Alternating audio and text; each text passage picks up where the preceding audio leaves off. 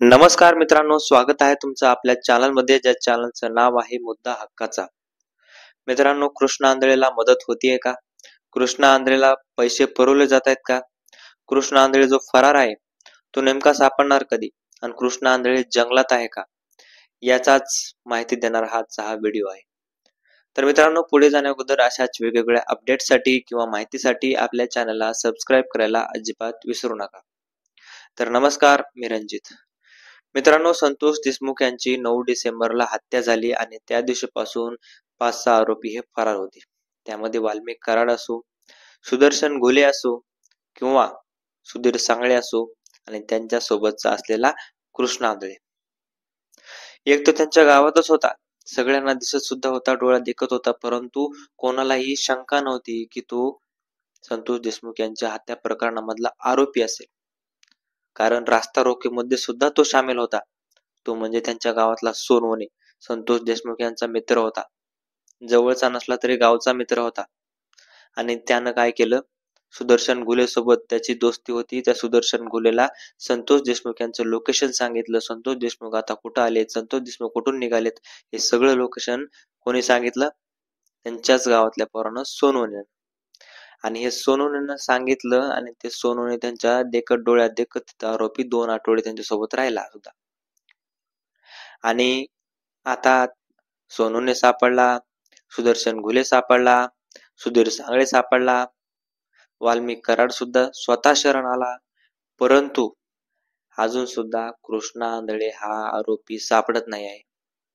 ना SIT ला सापडते, ना CID ला सापडते, अजून सुद्धा कोणालाही हा आरोपी सापडत नाही.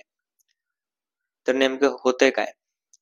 कारण ज्यावेळेस पासून संतोष अण्णा देशमुख यांची हत्या झाली त्यावेळेस पासून हे आरोपी जर फरार आहेत. जे CCTV आता वेगवेगळ्या ठिकाणी समोर आलेले आहेत, पोलिसांकडे ते आढळले सुद्धा आहेत. परंतु कृष्णा आंधळेचा कुठेही शोध लागत नाही.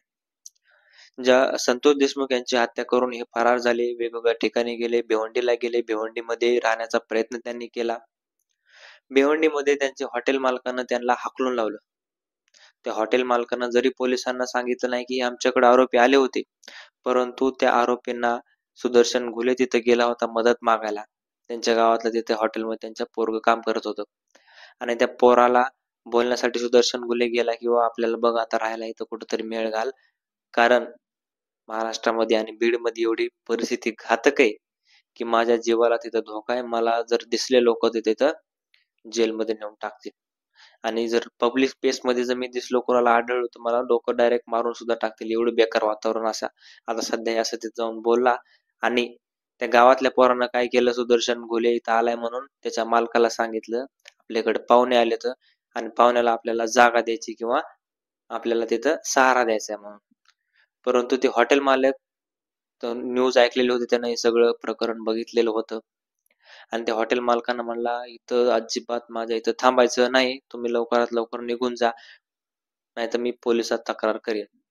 परंतु हॉटेल मालकानं पोलिसांत तक्रार केली नाही आणि ते आरोपी तिथून फरार झाले. तिथून जर चालाकीनं जर हॉटेल मालकानं जर तिथं हे केलं असतं, त्यांना डांबून ठेवलं असते किंवा रूम मध्ये बंद करून जर पोलिसांना फोन करून तक्रार केली असती तर त्यावेळेसच ते तिन्ही आरोपी सापडले असते. परंतु हॉटेल मालकानं सुद्धा त्याच्यामध्ये काही केलं नाही आणि हॉटेल मालकाकडून ती चूक झाली आणि हे तिन्ही आरोपी फरार झाले. कारण सुदर्शन घुलेच्या लक्षात आले की आता आपल्याला ही जागा देणार नाही आणि आता पोलिसात तक्रार हे करू शकतो, म्हणून सुदर्शन घुले तिथून कल्टी हाणली. ते म्हणजे लघवीला जाऊन येतो म्हणून त्यानं कल्टी हाणली आणि तो थेट पोहोचला गुजरात मध्ये एका मंदिरात. आणि गुजरात मध्ये ज्यावेळेस ते मंदिरात गेला तिथं राहायला लागली, व्यवस्थित सगळं चालू झालं त्यांचं. त्यानं स्वतःची मिशी सुद्धा काढली.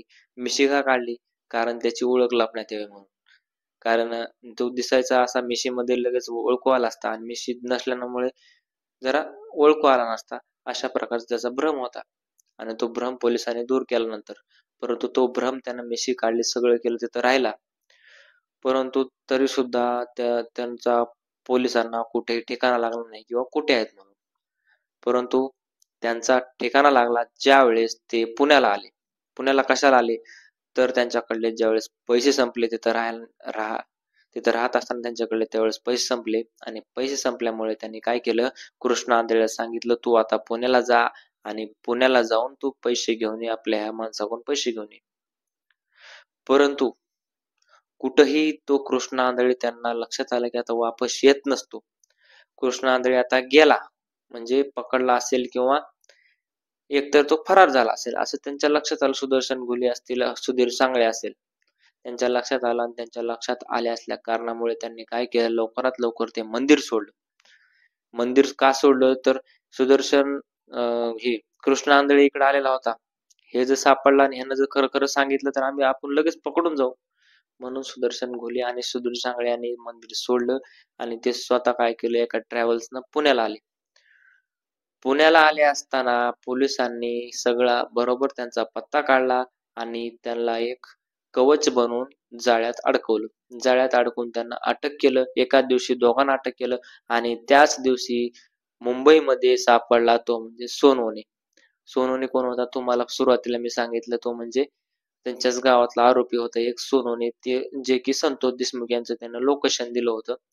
तो सोनवणे तिथं सापडला आणि हे सगळे सापडले. आता सुदर्शन घुले सापडला, सोनवणे सापडला, सुधीर सांगळे सापडला, वाल्मिक कराड सापडला. परंतु कृष्ण आंधळे ज्यावेळेस पासून विचार करायची गोष्ट आपण पुण्याला आला, त्यावेळेस तिथून नेमका तो गेला कुठे? पुण्याला जायला तिथून निघाला होता, पुण्यात आला देखील असेल. पुण्यातून नेमका तो जाऊ कुठे शकतो? जर सीसीटीव्ही मध्ये कुठेही दिसला नसेल का? कुठेही लोकांना तो आढळला नसेल का? नक्कीच तो ट्रेननं आला असेल. आणि कारण ट्रेननं जर आला असेल तर त्याच्या जनरल डब्याने तो आलेला असेल महाराष्ट्रामध्ये. महाराष्ट्रामधून तो कुठेही गेला नसेल, अजून सुद्धा महाराष्ट्रामध्ये पुण्याच्या आसपासच कुठेतरी तो सापडणार आहे आणि तो जंगलातच असेल असं लोकांची खात्री आहे. कारण एकांतात जिथं कोणी माणूस जात नाही ना, तो तिथं लपलेला असेल. म्हणजे फक्त तो आणि त्याला एखादा डब्बा बिबा पुरवणारा म्हणजे जेवण बिवण पुरवणारा असा एखादा माणूस असू शकतो. अशाच ठिकाणी तो लपला असेल. कुठेही तो गर्दीमध्ये जाणार नाही, कुठेही तो रस्त्यामध्ये येणार नाही, कुठेही तो सीसीटीव्हीच्या नजरेत येणार नाही. अशा प्रकारे कृष्ण आंधळे लपलेला असेल. म्हणूनच आज सीसीटीव्ही मध्ये किंवा कुठंच SIT ला किंवा CID ला किंवा पोलिसांना कुठंच आज तो सापडत नाही. तर याचं खरं कारण आहे तो म्हणजे तो एकांतात असणार किंवा जंगलाच्या कुठंतरी झाडीमध्ये झोपडामध्ये राहत असणार. कारण विचार करा, संतोष देशमुख यांची हत्या झाली, सगळे आरोपी पकडले, सगळ्या आरोपींचे सीसीटीव्ही आले, सगळं काही आलं. परंतु कृष्ण आंधळेचं कुठंच काही नाही, अजून कुठं सापडत नाही ना, कुठं दिसत नाही, त्याच्या काही बातम्या नाही, काही नाही, काही नाही, काही नाही. तो 1 वर्षापासून पोलिसांना चकलेत, 1 वर्षापासून तो फरार आरोपी आधीपासूनच आहे. पण तो फरार आरोपी असताना सुद्धा केज मध्ये हिंडत होता पहिले सुद्धा, म्हणजे केज मध्ये त्यानं हत्या करण्यास मदत केली किंवा हत्या करण्यामुळे आरोपी तो सुद्धा तिथं होता.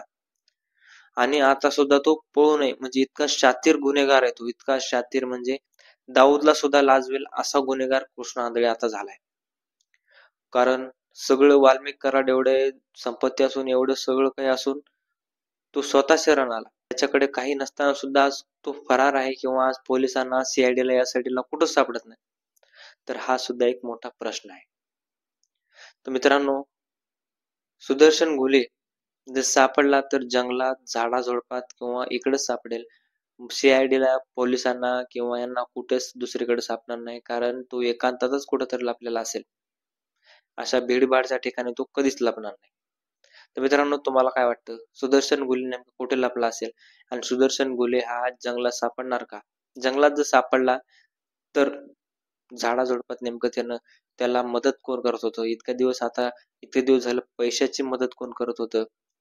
पैसे नेमकं त्याला कोण पुरत होतं याची सुद्धा खुलासा होणार आहे.